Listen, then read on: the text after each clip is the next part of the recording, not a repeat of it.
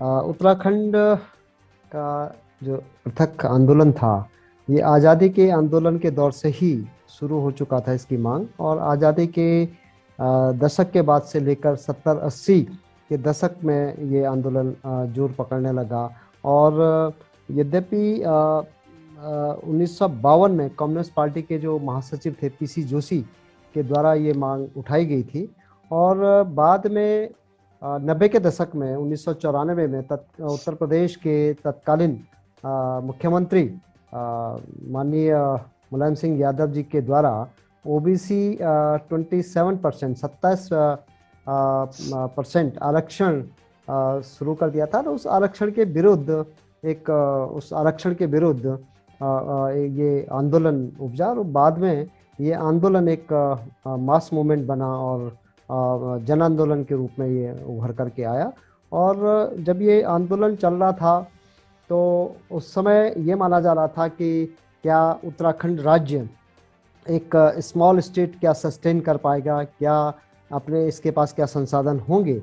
लेकिन उस दौर में जब 1993-94 में ये आंदोलन शुरू हुआ तो उस दौर में हमारे उत्तराखंड से उत्तर प्रदेश को जो राजस्व जाता था एक वर्ष में 1993-94 की अगर मैं बात करूं तो उस समय 1252 करोड़ रुपया उत्तराखंड से जल विद्युत परियोजनाओं का टैक्स के रूप में जाता था।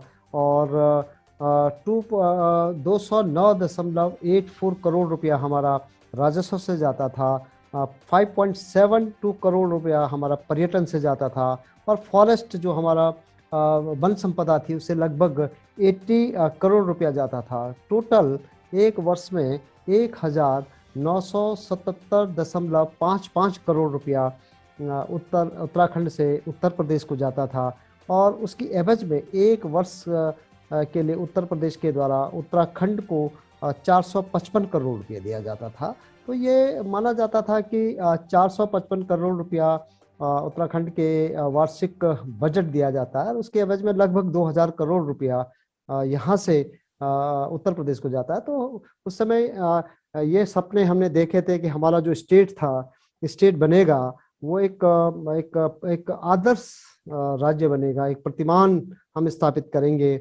उस समय जो सपने, जो अपेक्षाएं थी राज्य से, वो थी कि हम एक पर्यटन प्रदेश बनाएंगे, क्योंकि हमारे प्रदेश में टूरिज्म की अनेक संभावनाएं थी। और ये हमारे यहाँ तीर्थाटन है, पर्यटन है, हमारे यहाँ चार धाम है, हमारे यहाँ तमाम जो कई प्रसिद्ध मंदिर हैं, गंगा है हमारे यहाँ, कई सदा नीरा बहने वाली नदियां हैं। और दूसरा हमारे यहाँ हर्बल, जो कि जिसको जैविक पादप कहते हैं, जड़ी बूटी, हमने कहा था कि हम हर्बल स्टेट बनाएंगे। और एशिया का सबसे बड़ा वाटर टावर उत्तराखंड माना जाता है, हमारे यहाँ तमाम ग्लेशियर हैं। तो हमने कहा था कि हम ऊर्जा प्रदेश बनाएंगे। तो ये ऊर्जा प्रदेश की बात की गई थी। और ये भी संभावना थी कि हम राज्य की जो कि भौगोलिक परिस्थितियां ऐसी हैं, हम उत्तर प्रदेश के साथ रह कर के पहाड़ी क्षेत्रों का नियोजन नहीं हो पाएगा। तो हम लखनऊ के बजाय अगर हम पहाड़ में बैठ करके इसके लिए प्लानिंग करेंगे और हम एक गुड गवर्नेंस देंगे, और उसके अलावा हम स्वास्थ्य की सुविधाओं में वृद्धि करेंगे, रोजगार के अवसर पैदा होंगे, गुणात्मक शिक्षा देंगे, ये तमाम बेहतर जीवन देने की बात की थी, नागरिक सुरक्षा की बात, ये तमाम मुद्दे थे, ये सपने हमने देखे थे। और उसके बाद हम ये मांग हमारी 2000 वर्ष 2000 में पूरी हुई। 9 नवंबर 2000 में ये डिमांड पूरी हुई और 27वें राज्य के रूप में हमारा ये उत्तराखंड मिला। और जब उत्तराखंड मिला तो पहले हमारे प्रदेश के मुख्यमंत्री माननीय नित्यानंद स्वामी जी हमारे राज्य के प्रथम मुख्यमंत्री बने।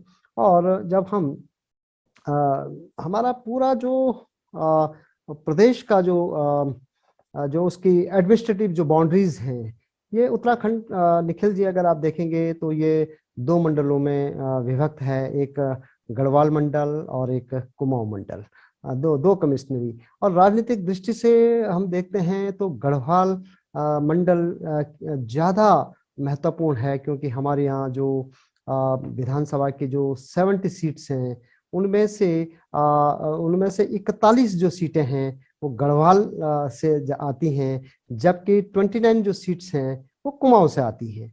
और सामान्यतः फिर जब ये दोनों के बीच बैलेंस करने के लिए हमेशा जो हमारे यहाँ दोनों पार्टियां, जो राष्ट्रीय पार्टियां सत्ता में रही, बीजेपी और कांग्रेस, तो शुरू से ही बैलेंस करने के लिए ये रखा गया कि जिस प्रदेश से मुख्यमंत्री बनता था, जिस मंडल से, तो दूसरे मंडल से उस पार्टी के प्रदेश अध्यक्ष बनाए जाते थे। ये कांग्रेस ने भी किया, बीजेपी ने भी किया। अगर हरीश रावत जी मुख्यमंत्री थे तो हमारे गढ़वाल से जो है किशोर उपाध्याय पार्टी प्रेसिडेंट होते थे। अभी पुष्कर सिंह, माननीय पुष्कर सिंह धामी जी हमारे मुख्यमंत्री कुमाऊं मंडल से हैं, तो गढ़वाल मंडल से मदन कौशिक को प्रदेश अध्यक्ष बनाया गया। और इस तरह का ये दोनों पार्टियों के बीच इस तरह का रहा है। और ये भी मैं बताना चाहूंगा कि दोनों मंडलों में अगर हम देखते हैं तो बीजेपी का हमेशा, उत्तर प्रदेश में भी जब हम थे तब भी उत्तराखंड से गढ़वाल से भारतीय जनता पार्टी के जो वोट परसेंटेज था वो जो काफी था। और भारतीय जनता पार्टी के जो बड़े नाम हैं, बड़े नेता हैं, वो गढ़वाल से आते हैं। जैसे स्वामी नित्यानंद स्वामी थे, मेजर भुवनचंद खंडूरी, डॉक्टर रमेश पोखरियाल निशंक, या उसके अलावा आप देखेंगे कि त्रिवेंद्र सिंह रावत, तीरथ सिंह रावत और अनिल बलौनी और महारानी जो माला राज लक्ष्मी है, जो हमारी मेंबर ऑफ पार्लियामेंट हैं, ये गढ़वाल से आते हैं। और जो कांग्रेस के जो बड़े नाम थे, एनडी तिवारी, हरीश रावत, इंदिरा हृदयेश, प्रदीप टमटा, यशपाल आर्य, ये कुमाऊं मंडल से आते हैं। तो ये एक उत्तराखंड की जो पूरी जो राजनीतिक पृष्ठभूमि है वो इस तरह की है।